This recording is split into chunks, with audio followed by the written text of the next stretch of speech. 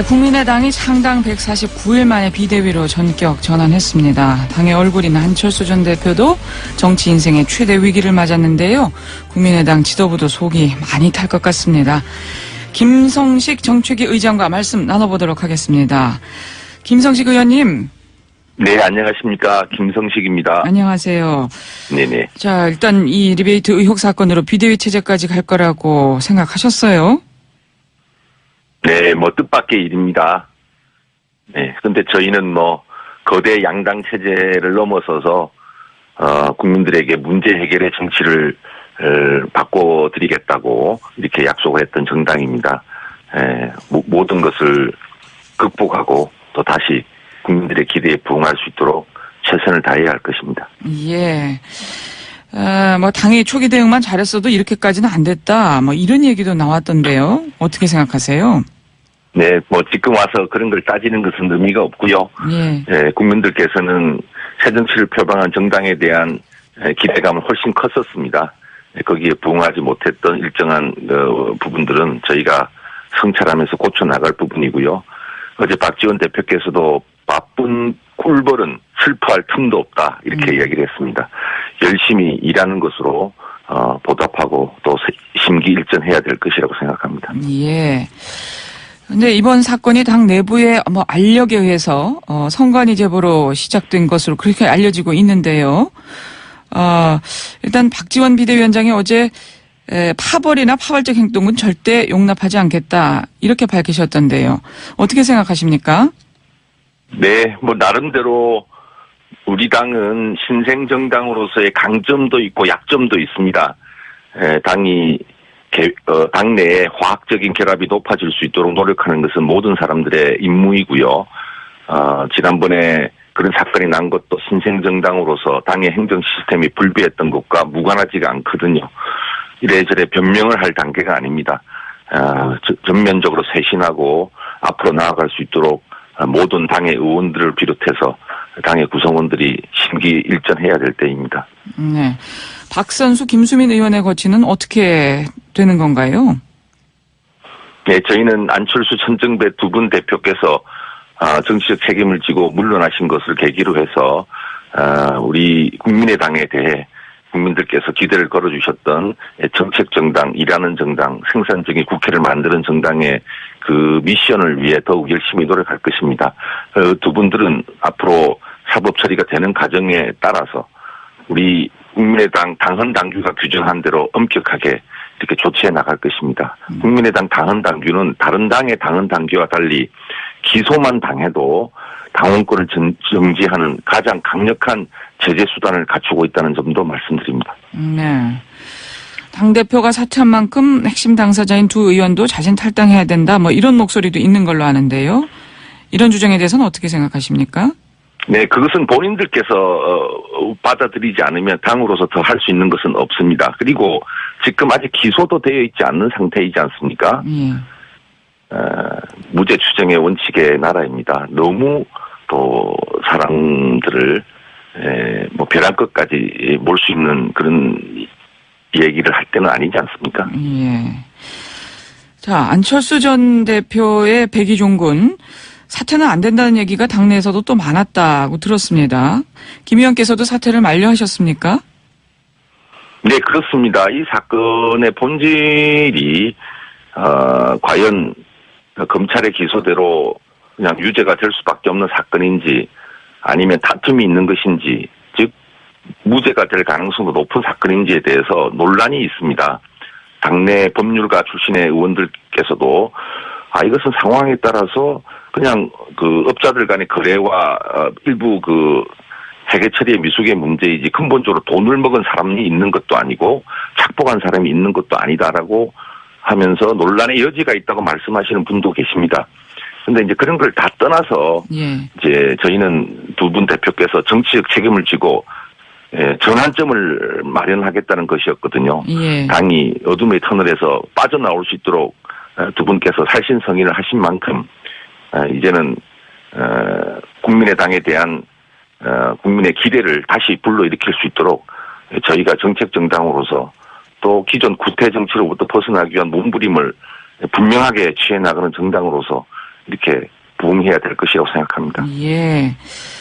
박지원 위원장 그런 말씀도 하셨던데요. 안철수 없는 국민의당은 상상할 수 없다. 안철수 브랜드 가져가야 된다. 이런 말씀 하셨던데 무엇보다 그것은 비단 박지원 원내대표님만의 견해가 아니라 지난 총선에서 국민의당의 26%가 넘는 정당 투표 지지도를 보내주셨습니다.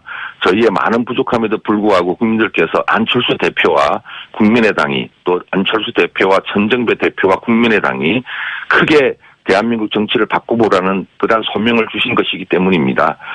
그래서 안철수 대표 그리고 천정배 대표 지금은 비록 대표 자리에서 물러났지만 우리 당이 더욱더 강해지고 더욱더 새로워지고 또 국민들께 다가가는 일에서는 아마 앞장을 서게 되지 않으실까 이렇게 생각합니다. 네. 이번 사건으로 안철수 전 대표 대권 가도에는 문제가 없을까요? 심한 내상을 입었다 이런 얘기도 있는데요. 네, 그렇게 보시는 분도 있고 이렇게 책임 있게 자신을 버리는 모습을 통해 오히려 국민들과 새롭게 소통할 수 있는 계기가 열렸다 이렇게 보시는 분도 있는 것 같습니다. 불과 어제 오늘의 일을 가지고 지금 대선과 연관된 논의를 하는 것은 매우 빠르고 저희가 바라는 바도 아닙니다. 시련 속에서 당도 안철수 대표도 거듭나는 것 또 그리고 그 속에서 국민들께서 바라는 이 기득권을 타파하고 공정성장을 이루어내고 또 격차를 줄여나가는 그러한 희망을 어떻게 만들어 나갈 것인가에 달려있는 문제가 아닌가 생각하고 그렇게 노력들 하실 겁니다. 예. 박지원 비대위원장이 또 손학규 전 고문에게 계속 러브콜을 보내시던데요. 예. 네. 의원님께서도 손학규 전 고문 모셔와야 된다. 이런 생각이세요? 같은 생각이십니까? 네, 저는 손학규 전 대표께서 경기도 지사를 할 때 경기도에서 부지사로 함께 일을 했었습니다. 일을 떠나서 인간적으로도 아주 가까운 선후배라고 할 수 있는데요. 방송을 통해서 그러한 가까운 인연에 계신 선배님에 대해 이러쿵저러쿵 말씀드리는 것이 제 예의는 아닙니다. 그런데 우리 정치가 조금 더 나아지고 기존의 양당 체제를 극복하는 이런 그 정치 혁명을 우리는 계속해야 되는데요. 예. 그러한 에너지는 충분히 갖고 계신 분이다. 저는 이렇게 보고 있습니다. 예. 손 전 고문을 잘 아시니까 좀 여쭤보겠는데, 더민주가 아닌 국민의당으로 정계 복귀를 한다? 그럼 또다시 탈당을 해야 되는데 이게 현실적으로 가능할까요? 네, 그것은 제가 방송을 통해서 이렇게 말씀드릴 일은 아니다라고 이미 말씀을 드렸습니다. 근데 분명한 것은 그분이 합리적인 진보, 합리적 보수를 다 아우를 수 있는 그런 그 정치적인 노선을 갖고 계시고 항상 능력에 비해 기회를 얻지 못했다는 또 그런 또 아쉬움도 많이 보여주고 계십니다. 국민의당 입장에서는 이런 훌륭한 정치력이 확대되는 것은 다 의미 있다고 생각할 것입니다. 그렇게 해서 당이 잘 경쟁 속에 발전해 나갔으면 좋겠다는 이런 희망을 하시는 분도 있고요. 아마 안철수 대표께서도 우리 당의 좋은 분들이 함께 할 수 있는 것에 대해서는 아마 좋아하지 않을까 이렇게 생각합니다. 안 전 대표도 그러나 이제 손학규 대표님이 어떤 행보를 취하실지에 대해서는 우리가 뭐 억지로 할 수 있는 일은 아니다 이렇게 생각하는 거죠. 네. 예. 자, 지금 정책의 의장 중책 맡고 계시고요. 또 경제통이십니다. 그래서 이런 질문도 좀 드리겠습니다. 지금 브렉시트로 인해서 지구촌이 불확실성의 시대를 맞고 있다. 이런 우려도 나오고 있고요. 네네. 지금 정부도 여러 가지 대응책을 마련하고 있는 걸로 알고 있는데요. 일단 정부의 대응 어떻게 보고 계십니까? 네, 나름 기민하게 잘 하고 있다고 생각합니다. 우리 정부뿐만 아니라 전 세계 정부들이 그동안 하도 많은 글로벌 금융위기를 겪었기 때문에 대응 태세가 매우 잘 진행이 되었습니다. 그런데 이번에 브렉시트는 근본적으로 우리 세계 경제가 세계화되면서 또 양극화 또한 세계화가 되어가는 그것을 정치가 제대로 해결하지 못하는 그런 과정 속에서 빚어진 일입니다.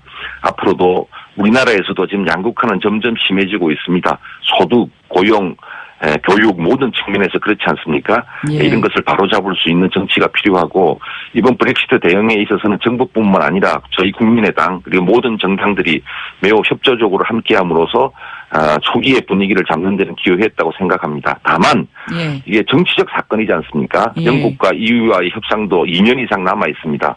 장기적으로 두고 세계 경제의 불확실성을 남길 것이기 때문에 우리가 계속 모니터링하고 만반의 대비 체제를 해야 합니다. 예. 정부의 그 추경안은 어떻게 생각하십니까? 지금 뭐 바로 통과돼야 된다. 정부에서는 이렇게 요구를 하고 있는 것 같은데요. 네, 정부는 이제 그런 말을 하기 전에 빨리 예산안부터 짜서 국회에 제출하시기 바랍니다. 저희 국민의당 3당 체제 덕분에 30년 이래 가장 빠른 국회 원구성을 해내지 않았습니까? 네. 더 이상 정부는 국회 핑계 대시면 안 됩니다. 골든타임을 놓치시면 안 되고요. 지금 서민경제가 구조조정으로 말미암아서 또 경기 침체로 말미암아서 매우 힘들고 실업자가 많이 늘어나고 있습니다. 남해안 일대 목포부터 울산에 이르기까지 모든 지역 도시들이 힘들어하고 있습니다. 실업 대책, 일자리 대책을 중심으로 해서 추가 경정 예산안을 투입해야 된다는 것은 저희 국민의당과 저의 선도적인 주장이었고 이것을 정부와 각 정당이 받아들이게 된 것은 의미 있게 생각합니다. 이제는 그 내역이 우리 일자리와 서민 경제를 위해 실제로 필요한 것인가를 잘 따져보겠고요. 보통 이럴 때 또 정부 각 부처는 떡 본 김에 제사 지낸다고 마구제비로 예산을 끼워 넣으려는 습관들이 있습니다. 국민의 눈으로 국민의당은 예산 심의 때 바로 잡아내겠습니다.